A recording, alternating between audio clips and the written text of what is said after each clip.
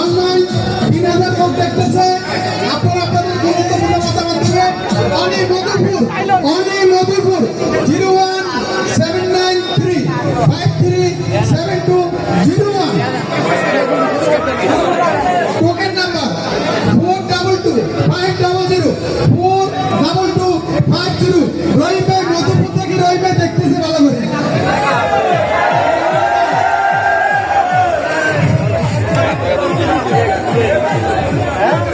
33 নম্বর